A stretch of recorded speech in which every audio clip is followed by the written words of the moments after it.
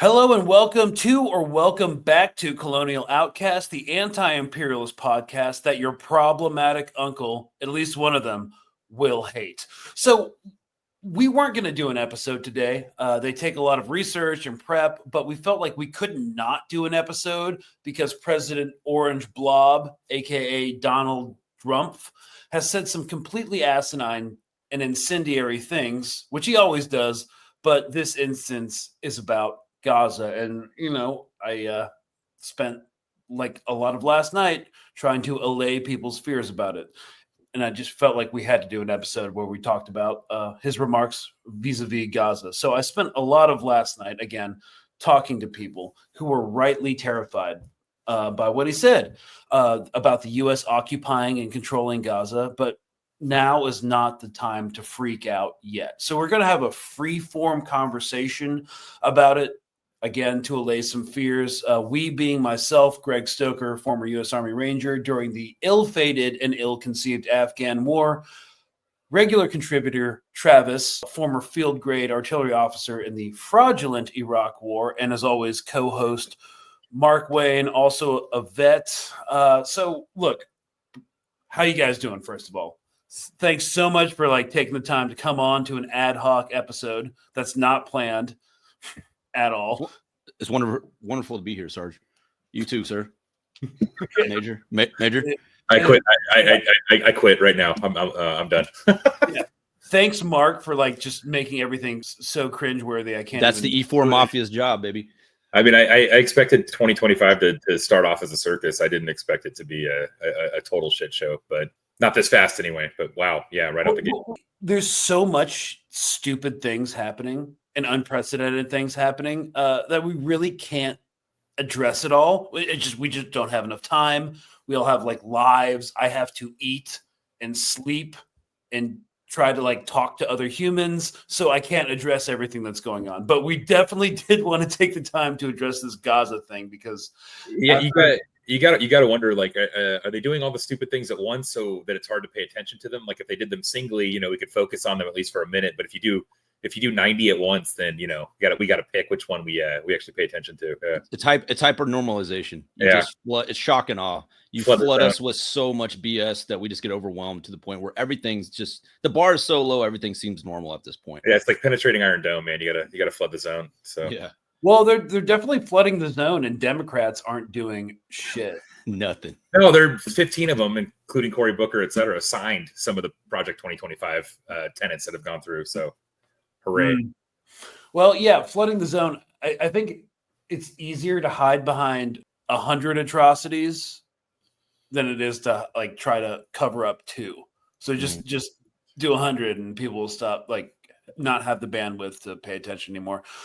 So anyways, guys, we are here to talk about this Gaza situation in terms of U.S. interventionism in the Strip. I just want to remind everybody that Donald Trump is a reality TV show star. That's how he runs his presidency. That's who he is. And I've been watching reality TV show. I just rewatched a couple episodes from Rock of Love. We're not going to get into it, but if you watch reality TV show, especially from the time that Donald Trump came up as a reality TV show star, just saying the most out-of-pocket stuff and seeing how people react to it and responding to the reaction is kind of what he does. Baseline. That's my assessment. But before we get into it, for context, yesterday, Tuesday, February 4th, Netanyahu had a second chance meeting with Trump. I'm going to quote an Axios article from yesterday for the next couple of paragraphs to demonstrate how wrong everyone can be. This was published hours before Netanyahu and Trump's meeting in the White House, yesterday being Tuesday, February 4th. So, quote, Benjamin Netanyahu will enter the Oval Office on Tuesday afternoon for a second chance meeting with President Trump, an opportunity for the Israeli prime minister to reset their frosty alliance and map out relations for the coming years. Why it matters. Although they buried the hatchet during the presidential campaign, Netanyahu will seek to avoid reminding Trump why he developed an extremely negative attitude toward him during his first term. Quote, a lot of time has passed and the relations have improved, but Trump still does not like Bibi, does not trust Bibi, and has more sympathy for the Palestinians than one might think. unquote, a U.S. source close to Trump told Axios. Hard to kind of see that happening right now, especially when he took like over 300 million from Miriam Adelson, the Zionist mob boss whose only reason for existence is to aid the annexation of the West Bank. So the big picture, Netanyahu is no stranger to the Oval Office and is likely the world leader who spent the most time there with U.S. presidents. Trump gave Netanyahu the honor of being the first foreign leader to visit the White House since his inauguration, which is a kind of a massive symbolic gesture. Ahead of the meeting, Netanyahu and his aides worked through a significant buildup and raised expectations about what they could accomplish. Quote, I believe that working closely with President Trump, we can redraw the Middle East even further and for the better, Netanyahu said on Sunday before heading to Washington. So we can talk about like Trump's first term and what he did in Israel in terms of Israeli U.S. foreign policy, but his first term was a dream for Netanyahu. Trump moved the U.S. embassy to Jerusalem, withdrew from the nuclear deal with Iran, recognized Israeli sovereignty over the Golan Heights, which is not recognized internationally, presented an Israeli-Palestinian peace plan that was the most favorable to Israel ever, and negotiated the Abraham Accords. And Netanyahu drew quite a few political wins from Trump's moves, some of which took place weeks before the election in which Netanyahu was at a disadvantage. But like not everything is rosy in the relationship, right? At a relatively early stage, Trump realized that Netanyahu was dragging his feet in an effort to reach peace with the Palestinians. Obviously, this comes as no surprise to anybody. So I guess there was a lot of like speculation about Netanyahu coming to Trump. There were some people who said that like Trump wouldn't bend to Netanyahu, that he didn't want to be humiliated in the same way that Biden was by just acquiescing to everything, all the demands of Israel. But you know, we'll see how that actually works out. So let's look at this press conference from Monday night. You are talking tonight about the United States taking over a sovereign territory. So real quick, it's kind of like U.S. decorum or tradition. When a world leader comes, you have a joint press conference. So if you're just listening to the audio, there's Trump on one podium, Netanyahu on another podium on the stage, and there's the entire press corps asking them questions. After they take the formal questions, they will retire to the Oval Office for a more like folksy in-person thing. And we're going to play clips from all of this. So this is the press briefing in front of the press corps. What authority would allow you to do that? Are you talking about a permanent occupation there, redevelopment? And Mr. Prime Minister, do you see this idea as a way to expand the boundaries of Israel and to have a longer peace, even though the Israeli people know how important that land is to you and your citizens, just as the space is inherited by the Palestinians as well? I do see a long-term ownership position, and I see it bringing great stability to that part of the Middle East and maybe the entire Middle East. And everybody I've spoken to, this was not a decision made lightly. Everybody I've spoken to loves the idea of the United States owning that piece of land, developing and creating thousands of jobs with something that will be magnificent in a really magnificent area that nobody would know. Nobody can look because all they see is death and destruction and rubble and yeah, who did that, bro? The guy next to him. It's insane. The guy smiling next to him is what created this freaking genocide and disaster, and he's talking as if, well, I don't know, it's all destroyed, I don't know. We're looking at it right now, and it's terrible. I wonder if his base is connecting these two people on stage right now. If they're looking at Netanyahu and saying, well, this is the guy that funded it with our tax. I'm not sure they are, but the entire time, if you're just listening to the audio, Netanyahu is smiling ear to ear throughout the entire thing. So let's go to the Oval Office real quick, and we'll play a clip from there. If again, just to kind of narrate what's going on, they're both sitting on two chairs close to each other, and Netanyahu's like literally hopping out of his pants right now in happiness. Would Palestinians have the right to return to Gaza if they left while the rebuilding was happening? it would be my hope that we could do something really nice, really good, where they wouldn't want to return. Really nice, really good. He has all the bestest adjectives, really. Everyone Why would they want to return? The place has been hell. It's been one of the meanest, toughest places on earth. And right now, I've seen every picture from every angle, better than if I were there. And nobody can live there. You can't live there. So if we can build them through massive amounts of money supplied by other people, very rich nations, and they're willing to supply it. If we can build something for them in one of the countries, and it could be Jordan, and it could be Egypt, it could be other countries, and you could build 4. It won't be Jordan, and it won't be Egypt. All of whom have emphatically said, "No way in hell are we going to let that happen." Right? Yeah, like, they all responded to this like, "Yeah, no fucking way." Yeah, and I can only tolerate like another 10 seconds, but this is another clip from the same interview. We're just going to play it for completeness. How many people are you thinking about? All of them. I mean, we're talking about probably 1,000,007 people, 1,000,007, maybe 1,000,008. But I think all of them. I think they'll be resettled in areas where they can live a beautiful life and not be worried about dying every day. Okay, a lot to unpack in that conference. So he keeps drilling down on the figure 1,000,005, 1,000,007, 1,000,008, which implies to me that he's been briefed by the ODNI and the CIA, and that those are our estimates for who's left in Gaza. Just saying right off the bat. So there's like 500,000 people missing from that equation. Yeah, I mean, you can make that supposition.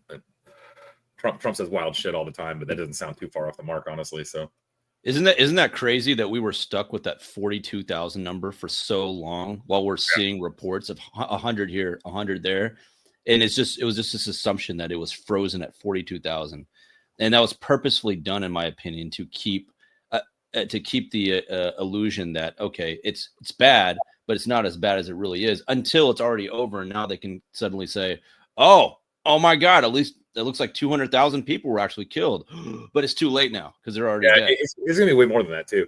Right out the gate, I find this very hard to take seriously, frankly, because every statement he makes is ridiculous.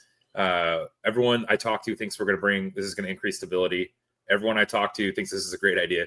Clearly, wildly false. The second one, we're going to build something for 2 million people in Egypt or Jordan or whatever. Also, clearly wildly false. None of those countries are going to allow that. The statements are ridiculous. Right, but I have to believe that this is like you said, this is reality theater designed to cause a distraction from everything else because it's so ridiculous on its face that it's not even executable.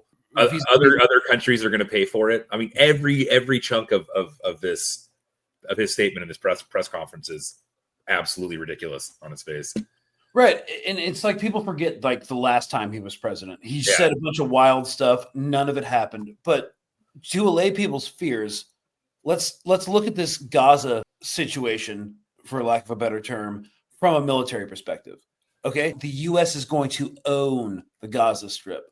Well, who controls the Gaza Strip right now? Hamas. And apparently this would bring U.S. forces in direct conflict with Hamas and obviously Hezbollah also. So yeah, great idea.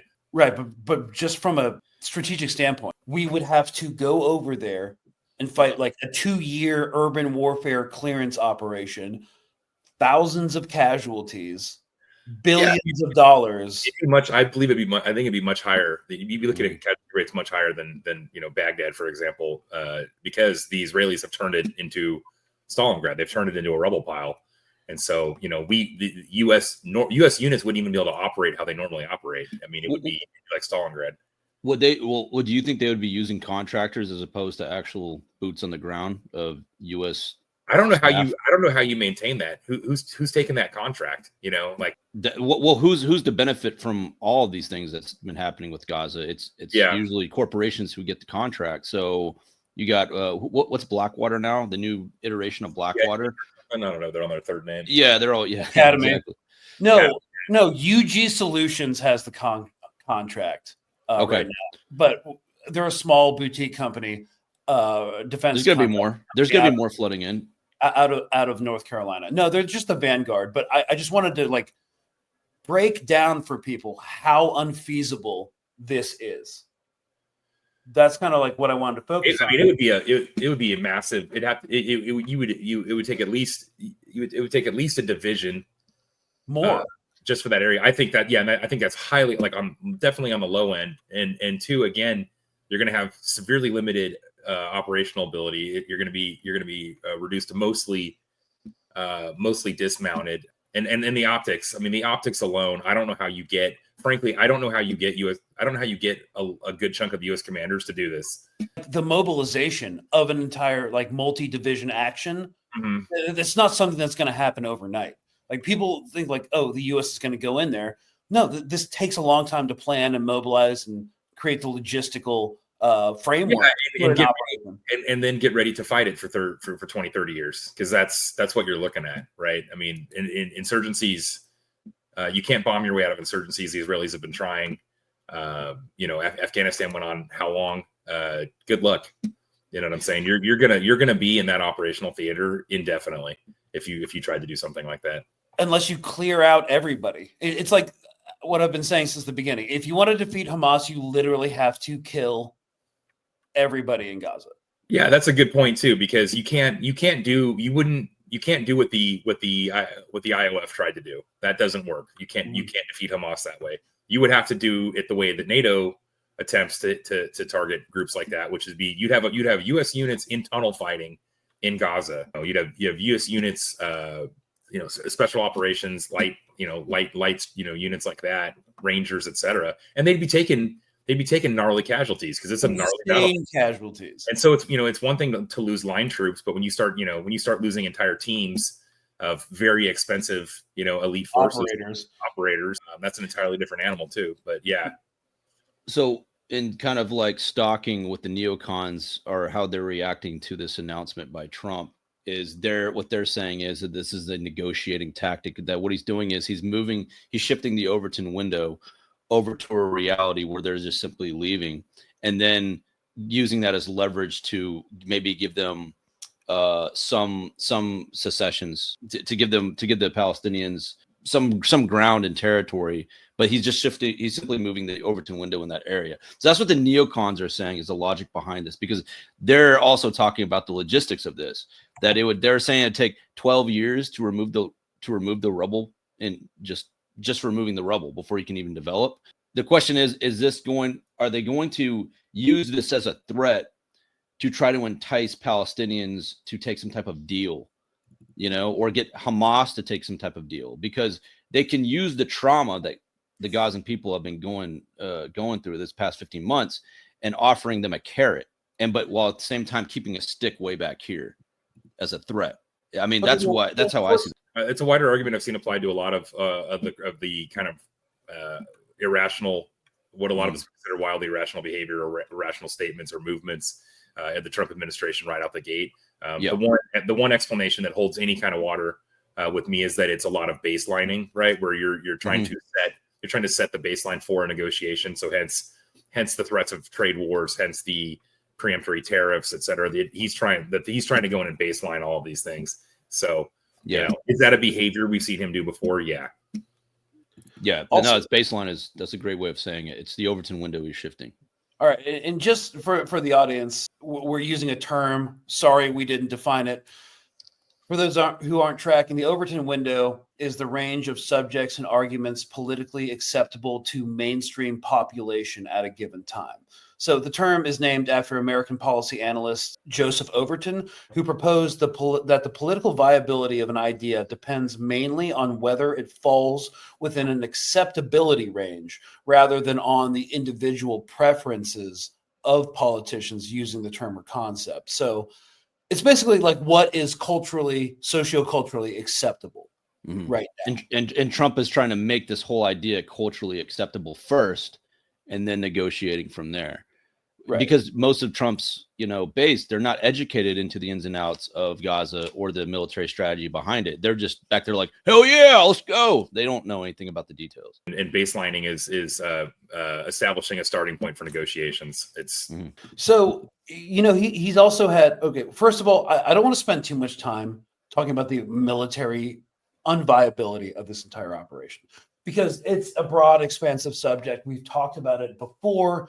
It would drag in to question like recruiting crisis happening in America Yeah, I think that's the harder piece. I think it's easy to jump in and or not easy, but I think it's tempting to jump in and focus on the strategic and tactical, operational issues of trying to do something like that. I think the morale problem, the refusal of orders problem, the guys not reenlisting, retention, let alone recruiting, retaining who you do have, I think is massive problem for all of those reasons.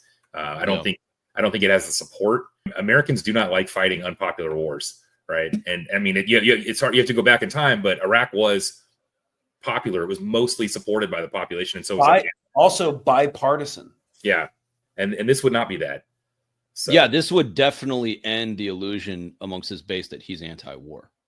Yeah, that's true. Yeah, or he's America first. So that's what he's risking in all this. Because there's a huge chunk of MAGA that would not support that either. He's putting too much chips on the table right now, and he's just kind of hoping that his base is going to shift over to his Overton window and match his. That's not going to happen. So it's kind of like he's putting his hand in the cookie jar, and he might not be able to pull it out without losing a lot of his base. Yeah, and also what we have to understand is, like, he literally just says shit. Mm-hmm. So I'm gonna start. I am quoting from a Guardian article that came out literally an hour ago before we started recording this, quoting Rand Paul, the Republican senator. We have no business contemplating yet another occupation to doom our treasure and spill our soldiers' blood, unquote. His comments contradicted those of Mike Johnson, the House Speaker, who said he was backing Trump's proposal. Quote, we are trying to get the details of it, but I think this is a good development, unquote. Mike Johnson's a puppet with Trump's arm up his butt. So, I mean, that's just, Yeah, but look at this quote. We are trying to get the details of it, but I think this is a good development. Like they're literally just reacting. All of his sycophants. Yeah, that's what that means. Mike Johnson has no idea what the fuck he's talking about. That's what that's what the subtext is there. The subtext there is Mike Johnson going, he said what? That's what that actually means. Yeah. We have to back Israel 100%. So whatever form that takes, we're interested in having that discussion. It's a surprising development, but I think it's one that will applaud, unquote. Yeah, see previous comment. No idea. Say what you want about Rand Paul, though. He's always consistent, man, when it comes to this shit. Yeah. Mike Johnson is consistent insofar as... he's consistent too with bullshit. Yeah, we could get into the nitty gritty of like how like strategically this would be unviable, how politically it's literally unviable. I guess like the bottom line of all of this is just don't take anything Trump says at face value, because like he's a reality TV show's star. He says out of pocket crap that's incendiary, that causes a ruckus, and then he sees how people react to it. And then he modulates his response from there. That's also his superpower, because if he sets the bar so low, Americans are happy to get whatever they can above that bar. So it works. It's what do they call it? Hyper normalization, where everything is just so insane all the time that anything that's not insane is normalcy that we crave, and we'll be satisfied with like just the tiniest bit of normalcy. I think they're coming out the gate trying to execute. I think they're trying to execute a bunch of very real things domestically, a handful of real things, foreign policy wise, and I think a lot of this is bluster and cover and distraction. Pay no attention to what's actually happening under the hood, because I'm going to build high rises in Gaza, right? Like I think it's a smoke show. I'm not even taking it remotely seriously personally. Knock on wood. I'm not taking this even remotely seriously. I'm much more concerned about the actual things that I think he will do and is trying to do. What I'm more concerned with Elon, in the Treasury server room. These are real threats. I don't consider this a real threat. I consider this total BS. No, and I actually think Gaza is in a pretty secure position right now, because the IOF was obviously defeated. They didn't achieve any of their operational goals. I'm more concerned about the West Bank, honestly, than Gaza. Yeah. Yeah, same. Well, he has Mike Huckabee, who has been Trump's like arm to reach out to the evangelicals, saying that the West Bank is Judea and it belongs to the Jews. So they're already trying to set the cultural stage for justifying Israel's annexation of the West Bank amongst the base. But So yeah, I think that's just kind of like where it stands. I don't know what else to say. Like we literally don't know what's going to happen. First of all, the CIA is now offering buyouts. There's just too much crazy stuff to process. Early retirement buyouts. No, like 8 months of severance until they find a new job in the private sector buyouts. Yeah. Okay. I wanted to talk about that a little bit. I mean, we can, but just real quick, I have a parallel for that. I just wanted to say, like, there is no feasible way to move out 1.8 million Palestinians into Gaza, out of Gaza, and relocate them. Unless you do a Trail of Tears situation. But that's not politically feasible. Of course not. But what has been politically feasible in the past 15 months? I mean, we're talking about the Overton window, but the Overton window is now shifted to genocide as normal. So what's another ethnic cleansing Trail of Tears to some place in Jordan and Egypt? True. I don't think that's true globally. I think that statement holds for the US and the UK. Potentially, but I don't think right now that's the only thing that matters when it comes to like material conditions, because the whole world's been screaming at the US and Israel for the past 15 months. So what? Americans are just like, we do what we want, America, and Israel's bragging about it. So, and at the end of the day, what do? You can just put the blame on Bibi. You can just put the blame on Bibi and Trump. They're the two sacrificial lambs. They're the two insane guys who are doing all this. They're out of control. We can't do anything about it. They're just two crazy dictators who have a lot of power. Well, Sorry.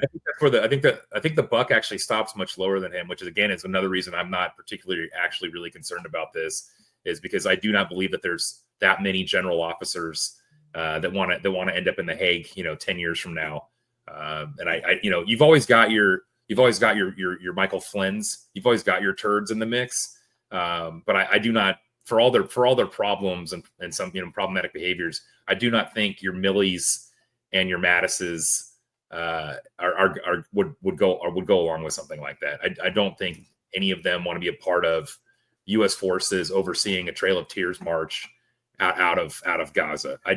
I can't believe it. And the only way to dislodge the Palestinians and the Palestinian resistance is to literally lay a medieval siege around the Strip and cut off all aid. That's the only way to do it. Or take 50,000 casualties, which the U.S. has no stomach for. Because the amount of ground fighting, tunnel fighting, the Stalingrad-esque fighting that would have to take place to clear that place, especially after what's gone on, the casualty rate would be insane.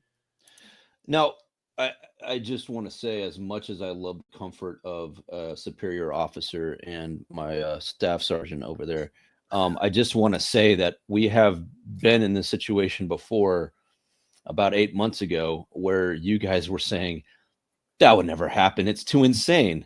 And I was like taking the more pessimistic approach, and I'm not. What it always comes down to is that I hope you guys are right, and I want to be wrong, but I'm just saying, let's not put anything past the insanity that both of these two fucking nations are capable of. I don't think either one of us is saying they're not capable. There's not individuals in the administration capable or willing to pull the trigger on shit like that. But I don't believe the organizations that would be required complicit to do so. I don't think you've got. I don't think they would do that. I also don't believe that anyone in the administration actually thinks that's a good idea. Like to Greg, back to Greg's, this is a reality television star, right? This guy was on The Apprentice for how many years? He ran his first administration. It was government by reality television. It was, and it is again. And so I don't think anyone in his administration has any intent of executing. Again, Mike Johnson, what the fuck did he just say? Yeah, like this is not policy. This is Donald Trump pulling shit out of his ass. Right. You can argue about the reason why, but it's still shit. So, and to come back to your point, Mark, about us saying like this wouldn't happen, that's too insane. Yeah, I mean, politically, if there was like brakes on the Biden administration for continuing to send funds to Israel, not using the leverage and the power of the U.S. government to end the madness, so that we don't lose every vestige of soft power in the global forum, that was insane to me. But there's a distance and a massive difference between sending an arms shipment to Israel and not compelling a ceasefire and actually sending U.S. troops into an urban combat zone where they will die.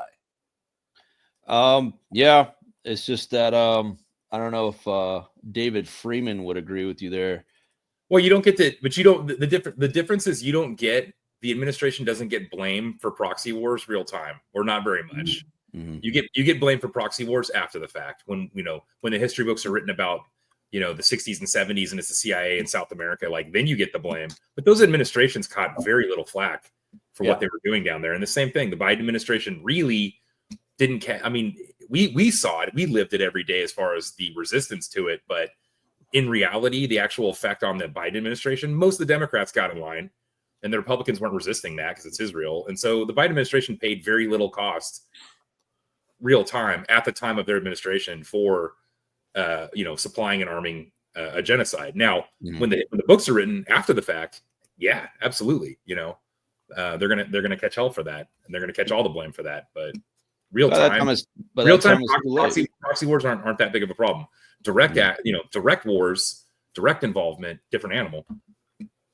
Let's see what David Friedman, who is the former ambassador to Israel, has to say about this real quick. You also have a brand new book out, One Jewish State, and it's really the timing of it couldn't be more apropos. From what you just heard, are you optimistic now that Donald Trump, and it is not Biden, who is sort of looking at this, because this literally could reshape the Middle East for the future? Well, that was a great press conference. I took great encouragement from it, and I take even more encouragement from what President Trump has been saying over the last 2 weeks. And just the fact that Prime Minister Netanyahu was today in the Oval Office after 15 days of the Trump presidency. It took literally almost an entire 4 years of the Biden administration for the Prime Minister of Israel, America's closest ally, maybe in the world, but certainly in the Middle East, to get an invite to the Oval Office. So this is, 180-degree turn, and the words are encouraging. And Bianca, especially, I'm very encouraged by the way they're thinking about Gaza. They're thinking about it very realistically. Very realistically. They understand Steve Witkoff's 100% right. It's not going to take 5 years to rebuild Gaza. It's a 10, 15, 20-year project. And what that looks like, and remember, part of that is to get capital. And he said the magic word right there. Let's talk about, Jordan, King Abdullah is coming, President Sisi. Hang on, pause it. There's been... Travis, you're muted. Sorry. He's full of shit right out the gate, though, because he made the claim that it was a 180-degree turn to have Netanyahu in the Oval Office. That's horseshit. Yes, Biden didn't have him come in person, early on in his administration, but he was in front of the fucking Congress. How long ago? A couple months ago. That's not 180. They thrive on the optics, man. I swear, the optics takes precedent over everything. He's trying to do a victory lap right now on Newsmax. Great site, but but it's not a 180-degree turn. The Biden administration was shipping JDAMs and money every 2 weeks for a year and a half, and multiple giant lump sum payments. Like, this is not a 180-degree turn. This is a continuation of the same shit. So he's full of crap. Also, like, I mean, I have a hard stop in like 5 minutes, but I just want to drill down on this one point for the audience and for the people with like family in Gaza. The U.S. empire is scary. It's objectively the most powerful empire in world history. up to this point, but that doesn't mean it's omnipotent. Look at Vietnam. Look at the global war on terror in Iraq and Afghanistan. We said a bunch of grandiose things, and I don't want to say we because it makes it sound like I endorse the foreign policy, but a bunch of grandiose things. We're going to install democracy throughout the Middle East. We're going to reshape the strategic situation of the entire world. None of that happened.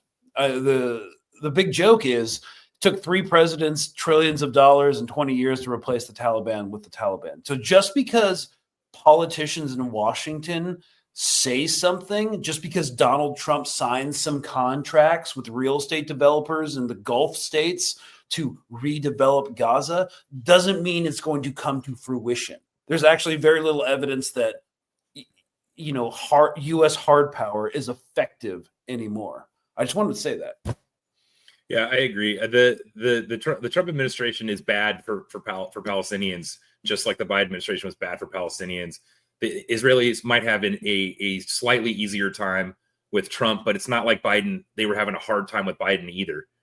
They did absolutely nothing to stop them. So to your guys, as you mentioned earlier, the West Bank is to me the West Bank is what we're watching.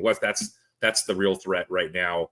This speech, this bullshit about U.S. forces occupying Gaza is crap, and I'm not.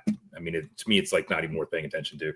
Right, it's worth paying attention to, but it's not worth losing sleep over. It's not going to fucking happen. Yeah, definitely worth paying attention to. But they have their guinea pig project with the 100 mercs from UG Solutions Group out of North Carolina running a checkpoint in the Netzarim corridor, north and south. So that's kind of like a pet project to test its viability of having U.S. contractors in there.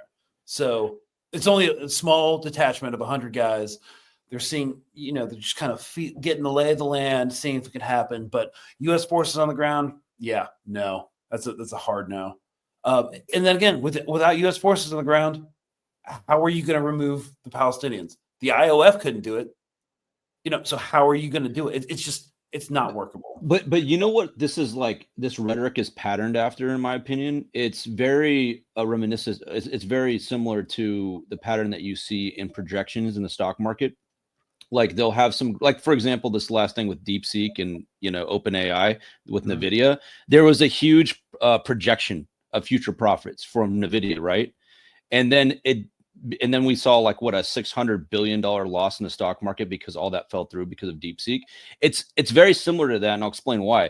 This rhetoric is exciting for investors, right? Oh, we're going to take over Gaza. Look at this beauty. Even the language that Trump uses, what he's doing is to translate why he's speaking like this. You have to think of it from a stockholder's perspective. He's speaking to stockholders. He's speaking to the NASDAQ and the and the S&P 500, because when you use this language, oh, it's going to be it's beautiful real estate. We're going to develop it. It's going to be great. It's going to be fantastic land, golf courses. This is language you use towards investors when you want them to invest in some future projected stock, which is most likely going to be like the development companies who will be going into Gaza. But what happens? The reality falls through. So this is why this language he's using is very familiar sounding, in the sense, if you look at it from a Wall Street perspective. Yeah, that's a good point. It almost reminds me of him using his office, his incoming presidency, to promote a meme coin, Trump coin. That's dubiously valuable. Yeah, that's a great analogy. He and Melania ran separate but equal pump and dump schemes right out the gate. I mean, it's literally a pump and dump. Exactly. Why is this any different? It's a real estate proposal he's making to future investors, and it probably is going to work for those suckers out there who think that they're just going to roll over Hamas. Yeah, so, if mechanized infantry divisions got tore up, I'm sure construction contractors will be fine. They don't need to know that. The investors don't need to know that. They just, all those kind of contracts are cost plus anyway. Which, if you don't know what that means the government will continue writing you bigger and bigger checks if the project costs more money. So, yeah. Late stage everything in Afghanistan and Iraq, that was all cost plus contracts. Before you wait, when are you signing off, Greg? Like right now? We got like 4 minutes left. Can I leave this on an analysis I've been thinking about in regards to what I'm seeing? Because I hear a lot of rhetoric about Trump as being like the fearful dictator of the oligarchs. So like a lot of people are saying that the oligarchs are towing the line for Trump. What I'm saying is that Trump is towing the line as a little cuck bellboy for the oligarchs. Trump is the perfect vehicle for the ruling class, which I like to term the Epstein class, of course, to consolidate all of their goals and monopolistic aspirations into one man. The reason why Trump is the perfect vehicle for this, because like Hitler, like Putin, like Bush, and like Obama, he's able to match the rhetorical frequency of a confident daddy for a desperate underclass being squeezed under the weight of price gouging and the extinction of home ownership, purchasing power, and small family-owned businesses. So while it appears to his eager base that Trump is getting shit done or playing chess, which is my favorite one when they say he's playing chess, his actions in the case of Gaza, for example, in actuality, he's simply acting as a receiver catching the football from genocidal quarterback Joe Biden and Kamala Harris for an Israeli touchdown, since we're heading into the Super Bowl. Joe Biden funded the genocide of Gaza and tosses the ethnic cleansing of Gaza to Trump for Israel's win. Of course, just like the Super Bowl, none of us Americans, or even Israelis for that matter, watching this are going to benefit from this touchdown because BlackRock owns shareholdings in both the broadcast of the NFL as well as the development companies who are most likely to stand to benefit from Gaza being the next Dubai for the super elites of Wall Street and Saudi Arabia. And this happened in the past. Andrew Jackson implemented the Indian Removal Act of 1830, leading to the forced relocation of Native American tribes from southeastern U.S. to territories west of the Mississippi River, and famously known as the Trail of Tears. This opened vast tracts of land for white settlers and agricultural development. USSS Grant, Republican, as opposed to Andrew Jackson, while initially advocating for a peace policy towards the Native Americans, his administration continued policies that resulted in the displacement of tribes, particularly with the push westward expansion and the interest of the railroad industry. This is perfectly aligned with what's happening now. Joe Biden, he's the quarterback. He funded the genocide. Donald Trump, he's the receiver, catches the football. His job is to try to facilitate an ethnic cleansing. It's an exact parallel of Andrew Jackson and USSS Grant. Democrat and Republican working together for corporate interests. So I'll leave it off on that note. Yeah, and at the end of the day, Democrats and Republicans have the same foreign policy. The only difference is Democrats like decorum. They like to be well-spoken. Mm. You know, that makes the Fortune 500 donor class, the corporatists at the DNC feel safe and happy and warm and fuzzy. That's the only difference. Neoliberal is going to neoliberal, man. It's just I don't really care what party they claim, but it's the same bullshit. Yeah. Yeah. So who is Sarge? God, shut the fuck up. Anyways, look, we just wanted to address a couple things. This is a very ad hoc, free-form episode. It's not politically viable to actually send U.S. ground troops there. And if it does happen, like, it will take months to mobilize them, all while having to defend the political position of sending troops to a foreign war that has nothing to do with us. So for the time being, Gaza is in a stable place. The big threat is the ceasefire deal falling through, but it's not U.S. ground troops or the U.S. owning Gaza. Again, Trump can sign whatever freaking development contracts, or Jared Kushner could sign whatever development contracts he has with the Saudi Arabia and the UAE, but it's not going to change the facts on the ground. And we've seen that over the past 20 years in the global war on terror. The United States was not able to manifest through military action and through economic sanctions what we wanted to happen. So just because it's big and scary doesn't mean it's gonna happen. And the resistance is still there. So yep, that's all. And I got a heart out now. Thanks guys for coming on. Appreciate it. Good to be here. Just felt like I had to address that. All right. Well, cheers, y'all. We'll have a more organized episode next time. Check us out on Patreon for F Around Fridays, our weekly comedic segment for patrons. All right. Bye-bye.